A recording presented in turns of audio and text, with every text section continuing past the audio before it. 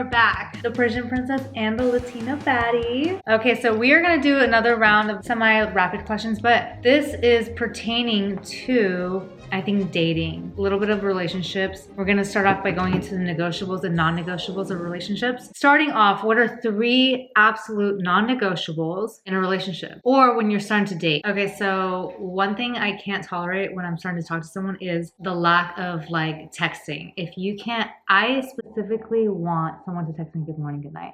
I want to know someone's thinking about me. When we're starting to talk in the beginning phase, like fine, it's not like excessive or barely there. But if we're going to get into a relationship, I want to be the first person when you wake up, I'm the first person you're thinking about. When you're going to bed, like you think about me, you appreciate me. Our non-negotiables are saying goodnight to each other. No matter if we're mad, if we're fighting, we still say goodnight and I love you no matter what. What if one of us doesn't wake up the next day? Or what if something happens the next day and you just ended in bad terms? Like we would rather just end the night with goodnight and I love you. So we need to say goodnight and I love you. Yeah, I love the fact that she was telling me a story about a conflict that happened a while back, but her boyfriend was outside, like not letting Karla go about her day without her genuinely being okay, being at peace, like hugging. Like she was telling me, like he hugged her and like Edgar knows, like nope, no, that's not good enough. He wasn't gonna let her go. And I love that for you. He's like, no way my girl's gonna walk away upset. Another non-negotiable for me, I mean, when I'm talking to someone, I'll do things with them. I'll go to the gym, I'll go out in public, I'll be around places where there's a lot of people, and I will pay attention if he has wandering eyes. If you have wandering eyes, there's no way I'm gonna let someone ruin my sleep thinking like, oh, is there someone better than me? Is he gonna be on the lookout, you know? I think another non-negotiable is being a gentleman. Does he open your car door? Once in a while, yeah. I wish he did it more. I've told him.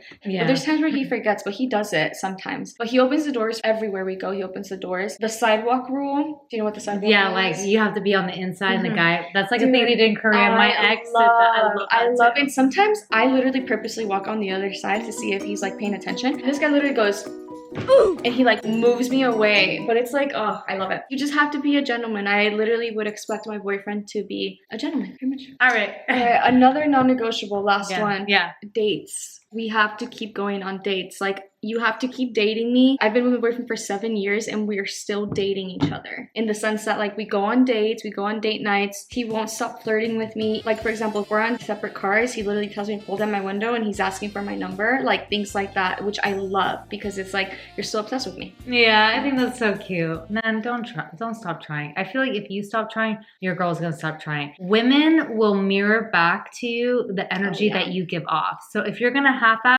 you best believe the girl's gonna double that half-assing. If you're gonna be rude, you best believe the girl's gonna double it and be rude right back ×2. And not just that though, girls will become girlier when a man is acting like a man and your feminine energy comes out versus if a man isn't treating you the right way, a girl brings out her masculine energy and it's just not I just love manly men. Yeah. Strong I love men. being girly. Yeah. And I love being girly with my boyfriend. Shout out to the gym boys. Okay, when should you communicate your non-negotiables to a guy when you're starting to date? For me, I didn't communicate until year 3 because I had really bad issues with communication problems. We both did. And it led to our breakup. And after we got back together, we communicated everything. We sat each other down and I told them, this is what I want and I need from you. These are my love languages.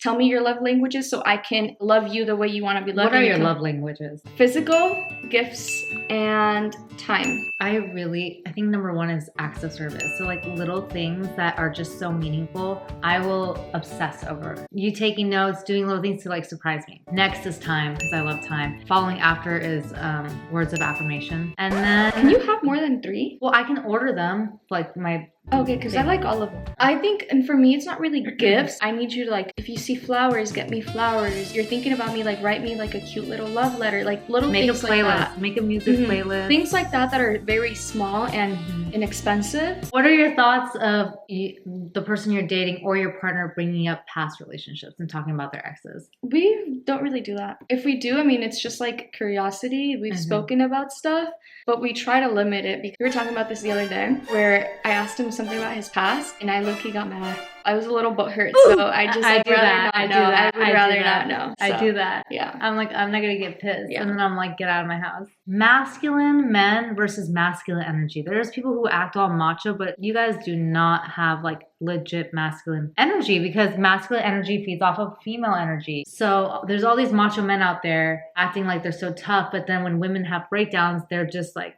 okay, bye. They can't handle it. And I feel like that's not a true man. A true man is gonna make you feel sick. What are your thoughts? If I'm having a bad day, or if I'm breaking down and I'm crying and I'm all of this, like, he doesn't run away. He makes, if anything, I'm the one that runs away. I'm running away. No, we love it. He's the one that comes and like makes me talk and literally voice my feelings and all of that. He validates my feelings. I can't stand when I'm emotional and a guy starts getting upset or annoyed, and then they start getting emotional, and then you have to retract your emotion just to cater to their feelings. Yeah. Also, another thing is, I feel like a genuine masculine man is not one who cheats. How do you know it's time to take dating to the next level? I'm not a really good person to answer this because we just jumped a lot of steps when we started dating.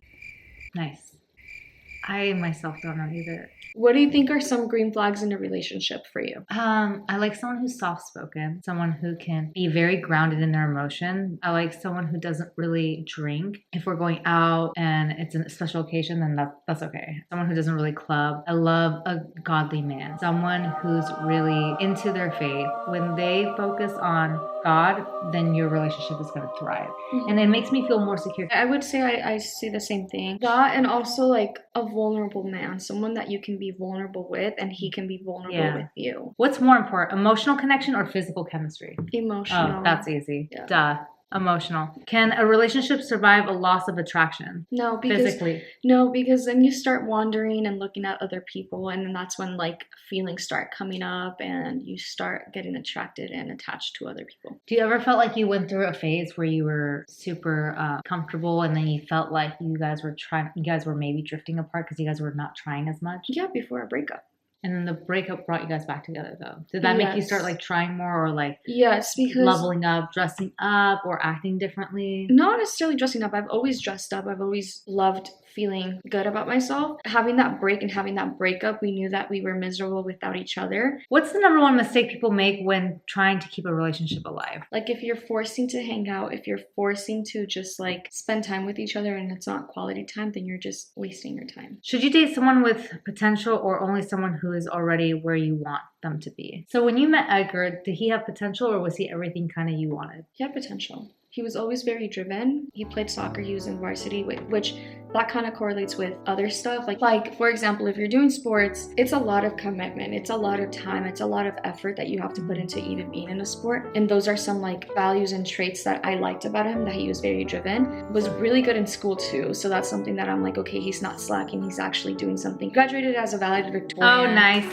So nice. Like Congratulations. Full ride to his university, which is paid for, and still playing soccer to this day. Oh, nice. He's doing his master's right now. Oh, shout out. So it's like I knew from the beginning like those traits were going to lead to something really good for him, and I mean he's doing amazing right now. So I'm glad. I feel like you got lucky, because you know I meet guys and I see the potential that they have. I get disappointed. I don't want to waste my time, because I'm not here to guide you. I'm not here to mother you. Like if they're not working hard for themselves, they're not going to work hard for you. Should financial stability be a dating requirement? Yes and no. I feel like right now we don't have financial stability, just because he's still getting his master's and he's still an athlete. And for me, real estate is slowly picking up now. Yeah. So it's not really like a huge deal for us right now, because we're working to become financially stable. I've dated guys who didn't have much money, but they valued the relationship so hard that they worked hard enough to like still treat me like a princess, still spoil me. And then I see their vision. I'm like, okay, let's work towards it together. How much should your partner's past matter in a relationship?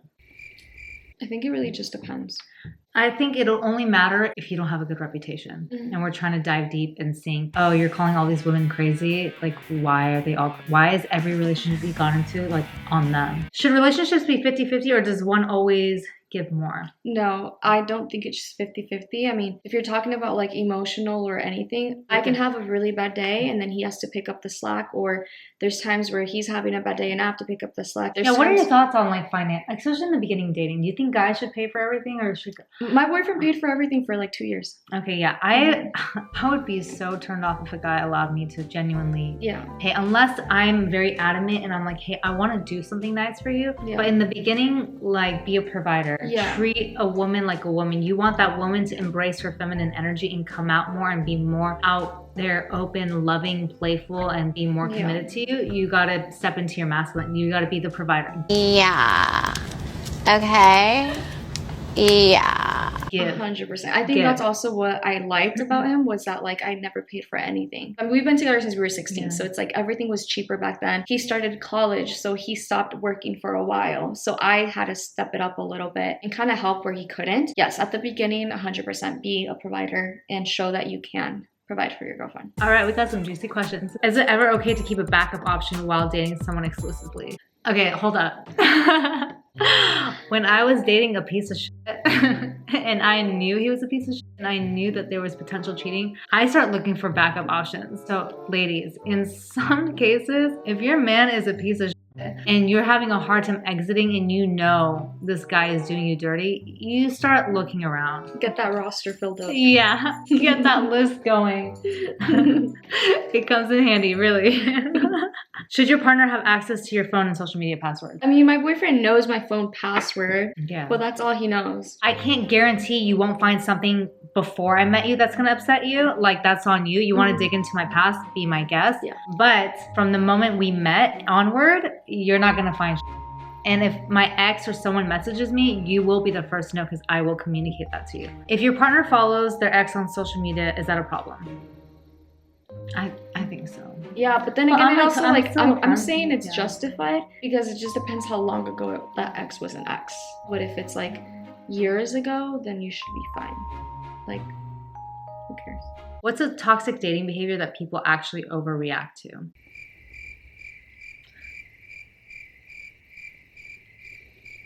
What? Next question. I don't know either. Sorry, we can't give you advice on that one. Here are some examples: needing alone time, not replying immediately, having different interests, setting boundaries. I think the first two. Yeah, I'm okay with my boyfriend needing alone time. He needs his time to play video games, to go play pickleball with his friends. I'm okay. As long as you voice that and as long as you're communicating that that's what you're doing, like, you do your own thing, I do my own thing, we need our space. Not replying immediately. If you just communicate and let someone know that, hey, you're gonna be busy and you can't respond to us, because I'm a quick texter. I'm like, prompt, let's talk, let's communicate, like, no bullshit. You look pretty. Thanks. Yeah, you're so pretty. I love you so much. All right, we're back. I have PTSD from this question because my ex, if I didn't answer within 30 seconds, he would start telling me, what are you doing? Why aren't you answering? Who are you with? And that was freaking annoying. It was so annoying. But my boyfriend's a really quick texter. And even if he doesn't respond, I'm not like assuming he's doing anything. I don't care if you don't immediately text, as long as you get back to me. And if it's been hours, just be like, hey, sorry I didn't respond. I was sleeping or I was doing this. Okay, we're tired. This is the end of our segment. So we hope you enjoyed. Thanks for joining us. From the Persian Princess and our Latina baddie over here. Okay, bye.